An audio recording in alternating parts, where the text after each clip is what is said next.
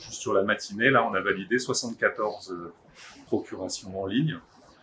Dans le même temps, on a fait 60 sur la matinée en version papier, parce que c'est beaucoup plus lourd, c'est plus long, il faut le remplir, il faut le tamponner, il faut le faire signer par un OPJ et l'envoyer en recommandé. Puisqu'on est en explosion de la fréquentation de l'accueil du commissariat par des personnes qui soit souhaitent réaliser une procuration dans son ancienne forme, la version papier, qui d'ailleurs représente une lourdeur administrative plus importante, soit par dépôt, enfin, ils viennent faire valider leur déclaration de procuration en ligne sur maprocuration.gouv.fr. Auquel cas, c'est beaucoup plus rapide puisque la personne vient avec un numéro qui lui a été donné lors de la téléprocédure, un document d'identité.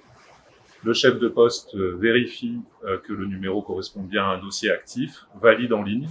La personne reçoit en temps réel un mail de confirmation de validation de sa procuration et elle repart. Et pourquoi la procédure papier est plus longue? Qu'est-ce que ça engendre? Parce qu'on remplit à la main un formulaire cartonné, un CERFA dédié, qui de surcroît est transmis en envoi recommandé aux mairies. Donc la procuration en ligne, on peut la faire quasiment jusqu'à la dernière minute. Par exemple, samedi à 17h, si vous apprenez que par un coup du sort, vous êtes obligé de vous absenter, vous pouvez encore faire une procuration en ligne. Comme les données sont transmises de façon dématérialisée aux mairies, la procuration sera prise en compte dès le lendemain matin dans le bureau de vote. Et on peut le faire sans identité numérique? Alors, sans identité numérique, à terme, l'identité numérique, l'intérêt, c'est qu'on pourra valider la procédure complète de procuration sans même se déplacer dans une brigade de gendarmerie ou un commissariat.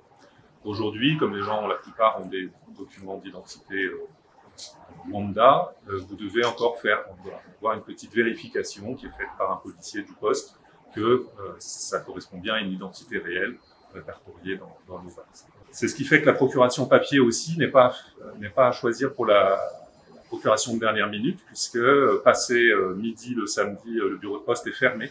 Donc samedi, veille de scrutin, si vous faites une procuration papier l'après-midi, on est obligé de vous accueillir, on vous en fera une, mais elle ne sera pas arrivée dans les délais au bureau de vote.